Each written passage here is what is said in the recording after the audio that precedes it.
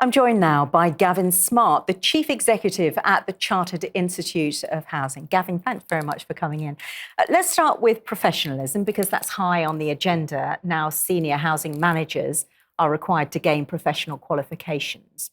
Where do you stand on this? It's a very, very interesting moment, because I think this is the government, for the first time in a long time, positively saying that we think professionalism in housing is a good thing, and that we want to take action to encourage and support that. And they've done that by requiring certain people in key senior positions to have mandatory housing qualifications. That's a big change for the housing sector, but I think it shows government saying that professionalism is important. That's something that we would support, but of course we'd also say being a professional is about having a qualification, but it's about more than just a qualification. It's also about the attitudes and the values and the commitment to continuing to develop as you grow through your career. So qualifications are a really good starting place, but we would say that's part of the picture, but not the whole thing.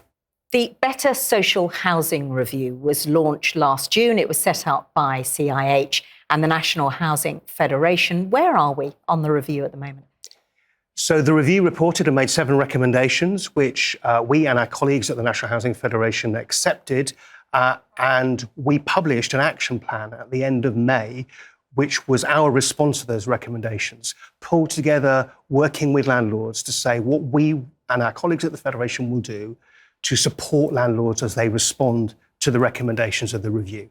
So, for instance, there's a recommendation in the review that says that landlords should consider an audit of all of the homes that they own to make sure that they understand the condition that they are in. And we're working now with a group of landlord organisations to look at the detail of actually what does it take to make that happen.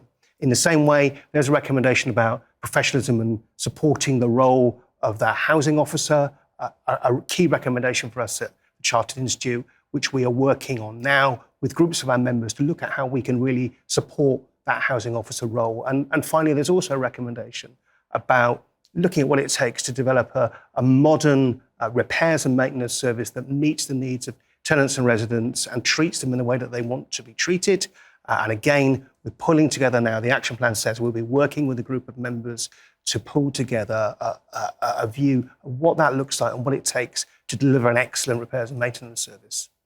Meanwhile, we've got a cost of living crisis still, and that's affecting millions of people. What can housing associations do to address that and help their tenants? Well, there are a number of things that the housing organisations do to help tenants and residents to deal with the cost of living crisis, because you're right, it's impacting all of us, but particularly for people on lower incomes or people who are reliant or partly reliant on benefits, it's a real crunch on people's incomes.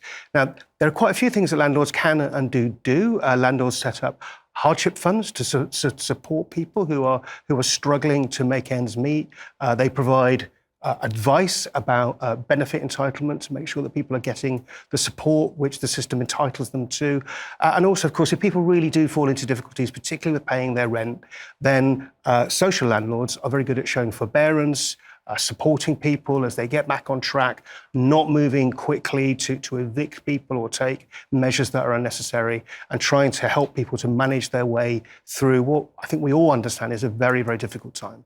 And as well as the cost of living crisis, we've got environmental concerns too. What about sustainability and net zero? How is this being built into development plans? So this is a critical part of the development plans that housing organisations are putting in place now, because we know that emissions from our homes are a significant part of the UK's overall domestic carbon emissions, and we need to be building homes for the future that reduce those emissions.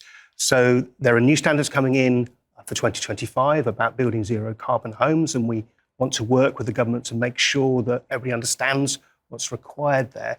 But it's not only about building new homes, it's also about the state of our existing homes, because they make up a huge proportion of the emissions that we're needing to deal with. In 2035, 80% of the homes that we have will have already been built now.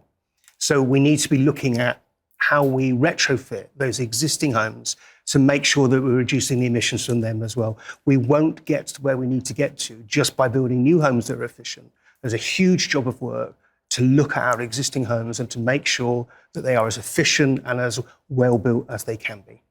Gavin Smart, Chief Executive at the Chartered Institute of Housing. Thanks very much. Thank you very much.